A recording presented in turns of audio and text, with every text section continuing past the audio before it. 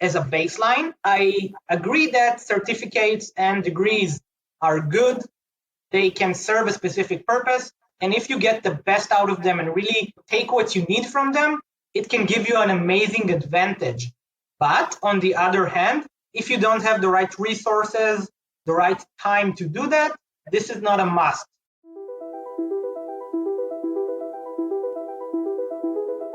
Welcome to Cybersecurity Heroes, an Iron Scales podcast about you, the heroes of cybersecurity.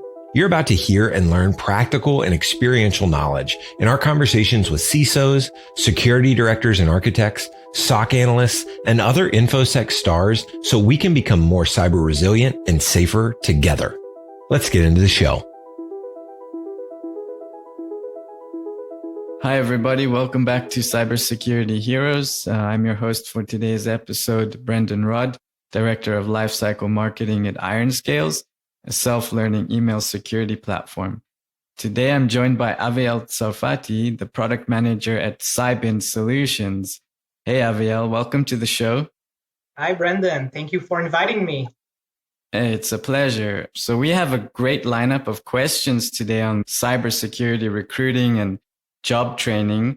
But before we begin, tell our listeners a little bit about your background and what your team at Cybint are working on these days. Sure, definitely. So my name is Aviel. I'm from Tel Aviv. I worked for a few years as a cybersecurity consultant in some international and local companies. And then I joined Cybint a year and a half ago, trying to make sure that I can help the cybersecurity industry. I've been in the industry for a few years and I've seen that there is a need, specifically in terms of workforce development and workforce reinforcement. So I joined Cybint, which the mission that Cybint has was exactly what I have in mind. Now, a few words about Cybint. Cybint is a global education company, specifically cyber education. What we're actually trying to do is solving the, let's say, cybersecurity workforce situation that has two main issues from our point of view. First one is the talent shortage, meaning that there's a lot of need for cybersecurity people. From what we've seen and from a lot of research on this area, about 4 million jobs that are, let's say, in need at this point. And the second issue that we're trying to tackle is the cybersecurity skills gap, meaning that even the people that are in the industry at this point are not really aligned with what the industry needs at this point, and they need to gain some extra skills and reinforce what they already have to make sure that they can stand up with recent threats and recent cyber attacks that we see every day on the news. So basically what we're doing is productizing cybersecurity training, making sure it's scalable, it's modular, and making sure that along with our partners, we can actually deliver fast and efficient cybersecurity training for everyone, from employees to cybersecurity experts to coding experts, basically everyone. And when you say training, can you elaborate on the type of training? Yeah, sure. So we're trying to tackle three main vectors. The first one is actually training in terms of understanding what is cybersecurity, more on the educational side, mostly around K-12 products, such as cybersecurity and security awareness for kids, schools, some universities. The second thing that we're trying to tackle is the reskilling part, mostly around what is called today cybersecurity boot camps. So there are a lot of cybersecurity boot camps today. Probably, though some of them, you probably heard about them. And what we're actually trying to do is make sure that the cybersecurity boot camps can get someone from a certain point in time, let's say 3 or 4 months, to getting cybersecurity job at an entry-level position, usually as a cybersecurity analyst or something similar. And the third vector that we're trying to solve or tackle is basically the upskilling part, meaning that people that already have jobs and need some extra effort in terms of cybersecurity. This can be tech people, this can be DevOps, this can be QA support, and of course, the crown jewels, cybersecurity experts that need more knowledge in terms of cybersecurity. Cool. So I wanted to get your thoughts on post that I had on LinkedIn the other day. I heard someone said there's no cybersecurity resources shortage or skills shortage. People just don't want to pay or can't afford to pay. I believe that there is a shortage. I think that, first of all, if we go to Glassdoor or LinkedIn, you can see that 90% of the companies are currently hiring or will hire or have hired in the last few weeks or months cybersecurity experts. And the ones that don't are actually getting these services from other companies. So I believe that there is a need for cybersecurity experts worldwide, but there is an issue in terms of getting your first job in cybersecurity. First of all, getting into the right track, because sometimes people don't really understand how to get a job in cybersecurity. First of all, they're not sure exactly what is cybersecurity and if it fits them, if it's relevant or not, because as you probably know, it's not for everyone. You need specific technical and logical skills to engage in cybersecurity career, but also you need resources. You need money, you need time, and this is something that not everyone can afford. So what we're trying to do is lower the, let's say, prerequisites for entering these types of boot camps. First of all, by making sure that it's much more easier to get into the boot camp in terms of supporting someone and making sure that he can understand what he's getting into. We have some types of pre-work assessments and some pre-courses that people can take to make sure that they fit and they also like it, because some people can fit cybersecurity role, but they don't really like it and they might think it's boring. And it's better that they find out before wasting a few thousands of dollars or euros when doing a cybersecurity bootcamp. And the second thing, which is super interesting from my point of view, is actually making sure that the people can be navigated into a specific cybersecurity career that fits them. Because even when you finish a bootcamp, you're not really sure what you can do and how you can do it, because you probably know that there are hundreds of cybersecurity roles and career paths that you can take, from cyber defense, offensive cybersecurity, research, development, technical support, professional services, hundreds of roles. And you really need to understand, first of all, what is your interest and what is the relevant role for you with your skill and knowledge, but also which types of roles are even relevant for juniors, because not all of them are relevant for junior positions. Yeah, you spoke to me earlier in the week on the differences between the skills shortage versus the skills gap. Can you explain what you mean? Yeah, definitely. The skills shortage is actually that people don't have the right skills. Let's say if you look on a typical LinkedIn job message board, you will see that a cybersecurity expert needs certain skills, understanding of, let's say, the OWASP top 10, understanding of specific cybersecurity products, specific network protocols, techniques. And we can see that from my experience, when people go and search for a specific job, they don't have even 50% of what's required. And even if they do, it's not on the right level. So this is like the skills shortage and the skills gap. They don't have enough skills, and the skills are not in the required level, because people really need to understand something from the bottom up, meaning that you can't try and hack a specific network device if you don't understand how it works and how everything works in between, and only then you can start doing that. And you also mentioned to me that cyber defense has the biggest gap. Why is that? Yeah, so I think that cyber defense has a big gap because of two main reasons. The first one is, and I'm sorry for all the cyber defense and cybersecurity engineers hearing this, but it's not as sexy as penetration testing, red teaming, research, hacking, whatever. This is the truth, honestly. I think it's mostly around marketing, honestly, because cyber defense people don't have the cool hoodies. But yeah, it's less relevant at this point. mostly due to marketing, honestly. And the second thing is that I think that most cybersecurity boot camps and cybersecurity programs today don't really address these types of work, meaning that even when you take a cybersecurity bootcamp that is not aimed for penetration testing, you see a lot of things around offensive security and penetration testing and hacking techniques, which is great.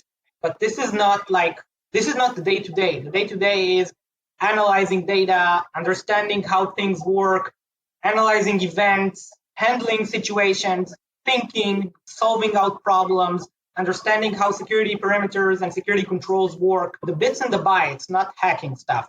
Because I'd say that 90 to 95% of cybersecurity people don't hack stuff on a daily basis. And is this a global trend or is it specific to Israel?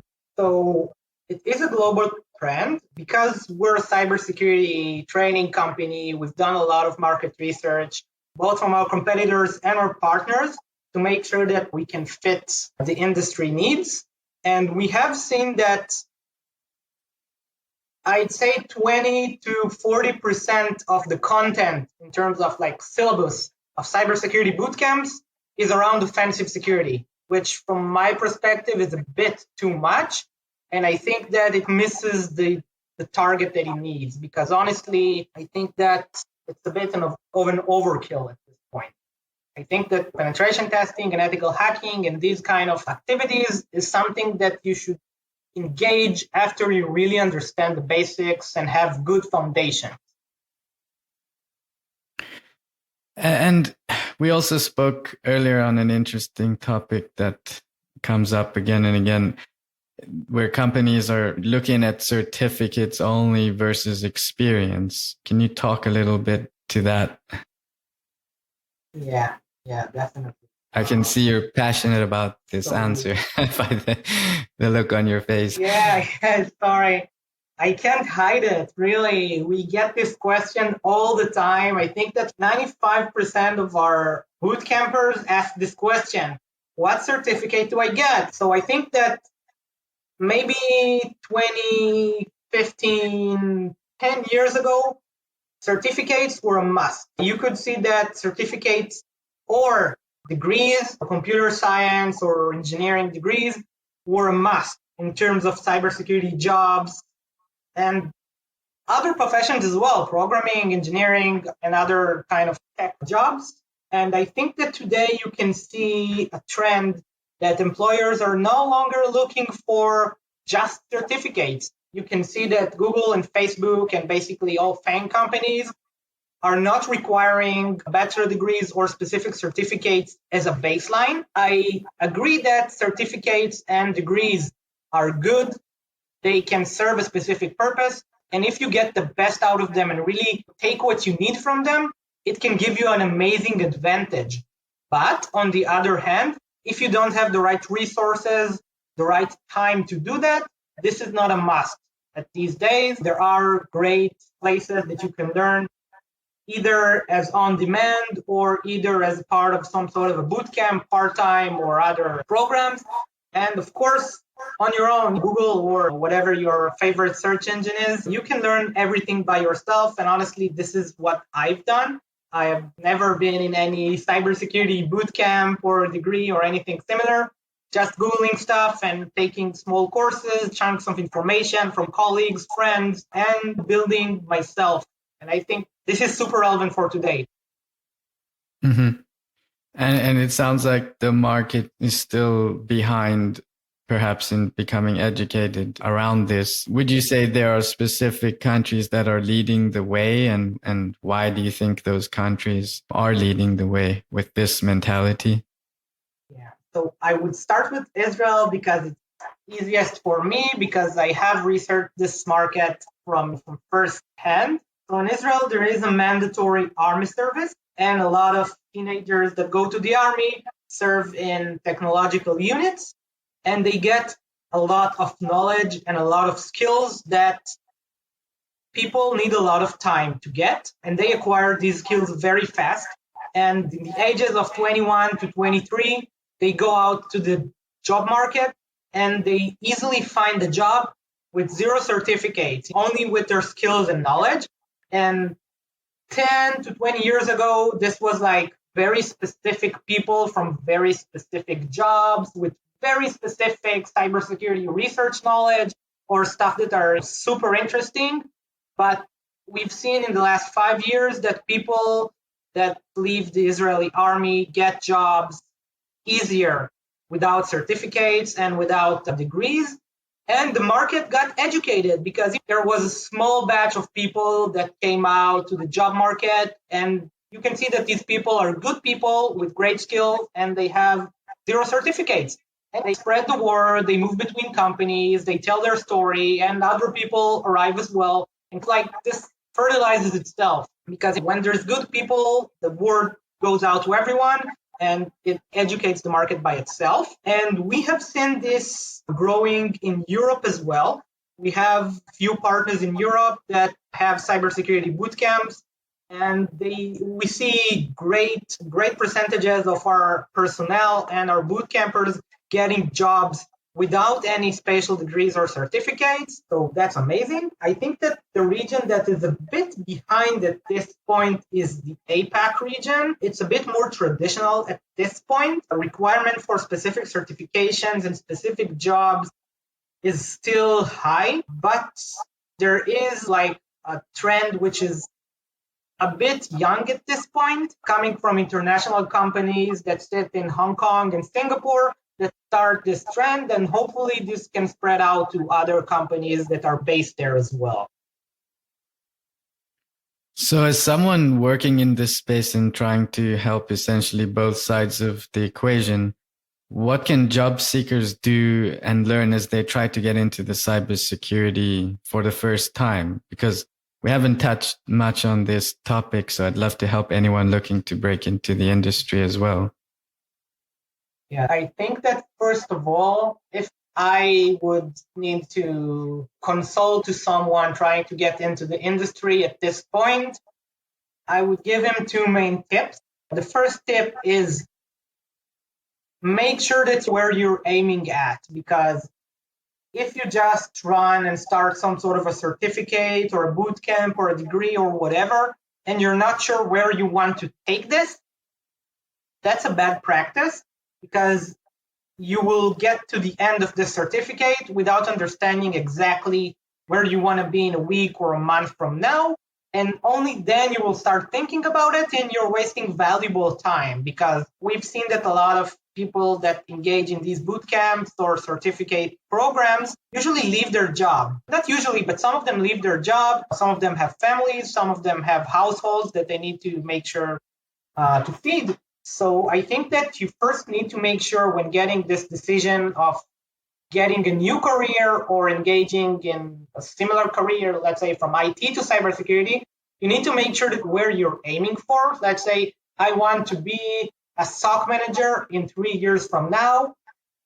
And then when you're aiming for exactly what you want, then make sure what you need for it. This is the second tip.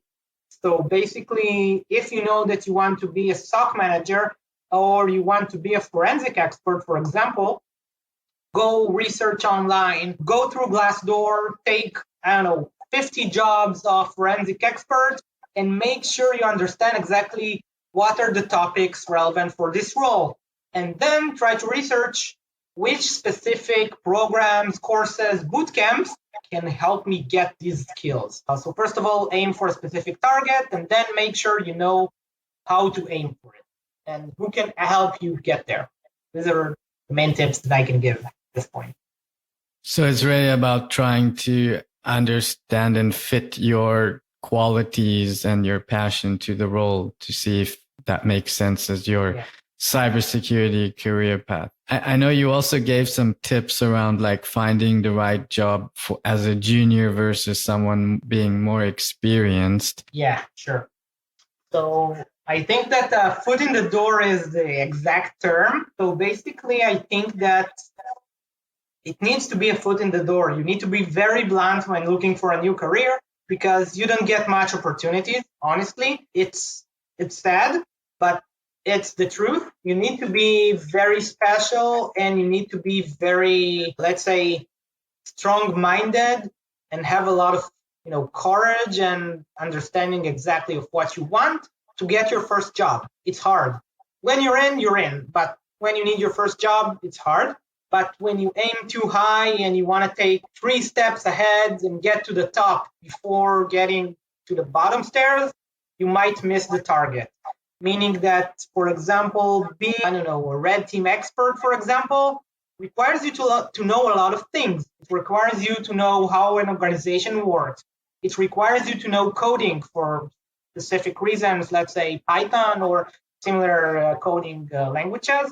It requires networking experience. It requires malware analysis, or at least building a malware.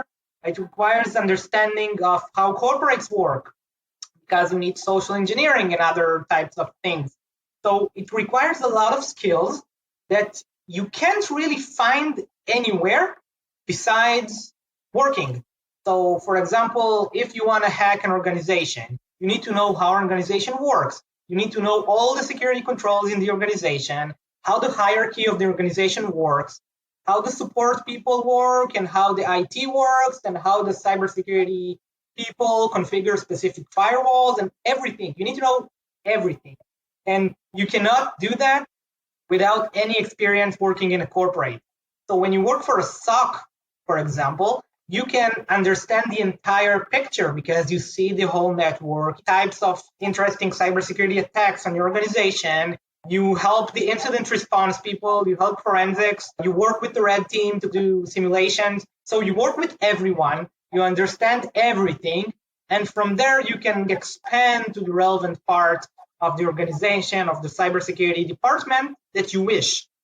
So I'd say that because the SOC is the heart of the cybersecurity department, it's easiest to get from there to everywhere else. Makes a lot of sense. You also spoke about interviewing and you had some really great tips, and I would love to share some of those tips on interviewing, even for more experienced cyber professionals. I'm sure they could learn from your insights and recommendations. So I know you spoke about understanding how to interview and show your skills. Sure. So when trying to get a new job, either as someone fresh or someone is already in the industry that has not interviewed for a while, I think there are some tips that are super interesting in terms of pre-interview, during interview, and post-interview. First of all, pre-interview, I think that it's mostly around your resume. I don't want to get into a cover letter at this point because some places require and some places don't. But resume is something that is super relevant. And this is also something that we cover in our bootcamp. We try to make sure that we provide these soft skills to our boot campers to make sure that they can understand not just how to get a cybersecurity job, but how to get a job, how the job market works. So first of all, about the resume, which is the pre-interview. If there are any listeners from APAC, please close your ears because I know that what I'm going to say is blasphemy in certain regions, but it applies to a lot of other regions. So sorry. But first of all, keep your CV focused. One pager and only one page with exactly what you need and the exact keywords that you're looking for. So let's say, for example, you want to be an application security expert and you're looking for a job as an application security engineer. So you go into Glassdoor, you look for 20 jobs and you see the requirements and specific keywords that are everywhere. For example, OWASP top 10. You will probably see this in 99% of application security jobs. So this is something that must be inside your CV resume because honestly, a lot of companies today use AI or some sort of filtering systems that are automated. And even if it's not automated, then someone looks at it and he wants to make sure that the job requirements and description fits what you know. And OWASP in big, and it's mostly in capital, so it's easy to see. So you see OWASP here, OWASP here. Okay, this looks like a good match. And of course, you need to reflect this on other types of frameworks or other types of skills or knowledge. For example, if we're talking about, network security jobs, for example, so understanding TCP/IP protocols, understanding network controls, understanding routing protocols. You need to make sure that these keywords are in your resume. So you won't get filtered out because you know this, but you didn't put it there, or you put it there in a very weird constellation. So this is about the pre-interview. During the interview, something that is super interesting that we do with our boot campers, we actually do some sort of a peer review simulation with our boot campers, meaning that in the last week of the boot camp, we actually interview them ourselves, not the trainers, people from Cybint that are cybersecurity experts. We come and we help them get interviewed as some sort of a simulation. Everyone are watching the interview, writing comments, providing positive feedback, and then reinforcing each other to make sure that they learn from each other. And you can see as the interview days, it's an interview day, as it goes on and on, each interview gets better and better and better because they take comments and feedback from each other. And this is something that if you're looking for a cybersecurity job or any job, honestly, and you want to get better, take a friend or two, ask them to interview you as a sample. And of course, let them write comments, feedback. It's always positive and it's amazing. If you have friends that are in the industry, that's even better. And the post-interview, there are two cases. If you got the job, congratulations, see you there. And if you didn't get the job, I think that most companies today don't offer feedback if you don't ask for it. So it's not rude to nicely or kindly ask for feedback. So please ask for feedback. Can you tell me what was missing? Maybe you're missing a specific skill, maybe the skills and you have the knowledge, but you don't know how to tell it. You don't know how to tell the story. You're just a bad interviewee. These things happen and you need to practice it. So asking for feedback is a great post-interview activity. Zoom is now becoming an interviewing platform because of remote work and remote hiring. Could you share some of your advice on how you could show your soft skills through the Zoom call? Yeah, sure. So I'm not sure if my manager will see this or not, but if she is, she will be very proud because I was the first person in Cybint which was hired entirely remote. They have never seen me before I went to the offices because we were in a lockdown. So I have great experience interviewing in Zoom, but I think that when interviewing in Zoom or whatever platform you're using, I think that first of all, you need to make sure that you can get comfortable in your environment. So as you can see here, I'm not at home, but I'm being as comfortable as possible and try to think of it as a real interview. So for example, put on nice clothes, even cologne or perfume or whatever, take a shower, make sure you're comfortable, get some tea or something similar. You will feel as comfortable as possible. And in terms of showing your skills, so it's important to make sure that there is no whiteboard that you can write stuff. So it's harder, but you need to make sure that you can explain what you know and make sure that you can use a good methodology. So Facebook, for example, has a great interviewing process and they're using a methodology called STAR. I think you should look for it online. It's a great question answering methodology that allows you to explain a situation and how you handle it in an amazing way. So the STAR methodology is something that is super relevant for Zoom interviews, actually for all interviews, but specifically for Zoom, it's even more concrete at this point. And also make sure that you can tell and emphasize your strengths in terms of soft skills, like I'm a team player, and explain exactly how are you a team player. And if you know how to manage time, think before the interview of a specific time management issue that you needed to solve, or a project that was very complex and you needed to solve. Make sure that you arrive to everything and have a computer, so use it. Have a sticky note on the side or something so you can, I wouldn't say cheat, but have something in mind if you forget. Yeah, because I think, like you said, it's really hard to get to know someone or feel their vibe just from a Zoom call. I think it's some great advice and hopefully it helps. So are you seeing any specific trends? Hiring trends, yeah. Yeah, okay. So we have seen a lot of hiring trends in terms of remote hiring. This is something that we see a lot right now. People are hiring remote positions because they understand that specific personnel are no longer looking for local positions and people can work from wherever they. We see that a lot in Europe and the US.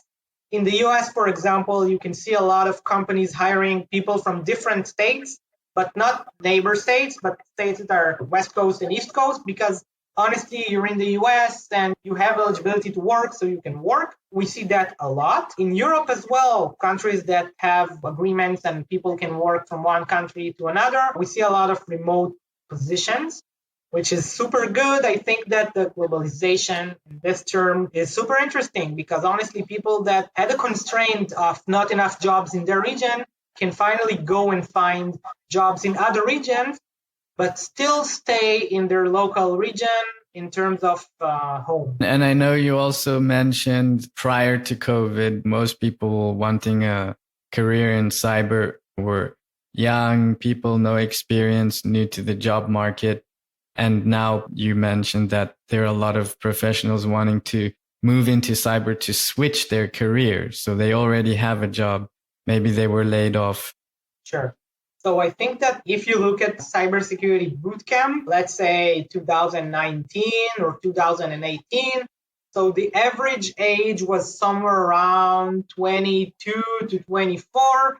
People that have finished their degree and wanted to engage in a cybersecurity career, they took a bootcamp and started working, which is great. This is their first job, not just in cybersecurity, but their first job ever. And that was great. And people that already had a job were okay. But post-COVID, we see that a lot of people that had jobs that are no longer valid or no longer stable are trying to get into cybersecurity bootcamps to find a new career. These people are between the ages of 30 to 35 and even 40. And are trying to get a new career because they understand that they have a family, they have maybe mortgage, they have other commitments, and they need to find a job. And cybersecurity bootcamps are a great way to get an entry-level position, even a remote position. So this fits really good. So first of all, they're already home. Some of them are unemployed. We see a lot of people coming from industries such as aviation, transportation, and of course, tourism. We see a lot of people from these industries trying to move their positions because there is a big uncertainty in terms of tourism because of COVID. And we see a lot of people that they're 35, maybe 40, and they want a new career, and cybersecurity fits them because they have the right skills, they have the knowledge. They didn't do it before because they had a job, but they saw this chance and they're going for it. A lot of governments are funding these boot camps as well, or at least partially funding this to help them. In Israel, for example, the government funded 60 seats in the cybersecurity boot camp that we're running in Israel, which is amazing. In Singapore as well, the government is funding a big percentage of boot camps and other cybersecurity courses because they understand that people are losing their jobs and they want them back in the workforce. So the governments are helping, and hopefully other governments will join this as well. And other than governments, what else is fueling this awareness around cybersecurity? Why does it look so appealing to everyone? Where is this awareness coming from? I've already said it, the people with the hoodies. So, you see in Hollywood many years ago, people with hoodies, but today you see it on the news. You see it every day. The media is doing a great job. I don't know if great or not, but the media is doing a lot of buzz around cybersecurity. Data breaches are being on the news every day. I don't think there was a day that I entered one of the big websites in Israel or in the US, and I haven't seen a post or two about this data breach and this company got sued and this company got hacked. So the media is fueling this, which is great because there is a need for it. And there's also a need for awareness. So companies need to know that they need to treat this as a serious threat. This is no longer someone hacked a company and destroyed the company. This is the company's liability and this is their their problem. Not anymore. Companies have a lot of information. They have a lot of customers. They have a lot of responsibilities, especially public companies. And there is a need for these companies to make sure that they're aware. And the media is doing an amazing job. You also mentioned that companies are moving internal people into cyber from IT through boot camps. So people that go into cybersecurity are in charge of highly sensitive information and highly sensitive systems, okay? And when you are asking for someone to take care of these systems, you need to make sure that this person knows exactly what he's doing. And honestly, if you're looking to hire a new cybersecurity engineer, who's better to fill this job than the one who built these systems as a networking expert or as an infrastructure expert or as an IT expert? So basically taking the people that you already have and that they're great people and great professionals, giving them some sort of expertise in cybersecurity, if it's internal or if it's external, and then making sure that you can upskill them to be cybersecurity experts is an amazing opportunity. We actually had a customer in Paris 2 years ago that has funded, I think, around 20 people internally. It was a big company, obviously. And we provided them with a special cybersecurity bootcamp called Knock to Stock, meaning that people that were network experts became network security experts because they needed to open a big cybersecurity department. And the CISO said, who's better to fill this cybersecurity department than the people who built this network? So they took these people, they made them cybersecurity experts, and it helps the motivation too, because the company provides you this knowledge, it provides you a good set of skills, and you have this internal movement. And honestly, today it's easier to find new IT experts than to find new cybersecurity experts. Not because of the technical level, but because of the demand. So, yeah. And you also mentioned that companies have already built trust with employees that have been there, done a good job. So they're more likely to bring someone over from another department than, like you said, go and look for someone from scratch. It's a process. It doesn't always work out. So it's more of a risk. Aviel, it's been amazing speaking with you. I think you gave our audience lots of great advice on hiring and even for companies looking to recruit. If anyone listening has any follow-up questions or would like to connect with you, what is the best way for them to find you? I think that on LinkedIn is probably the easiest way. I'm not sure if my name is written here or not, but it's Aviel.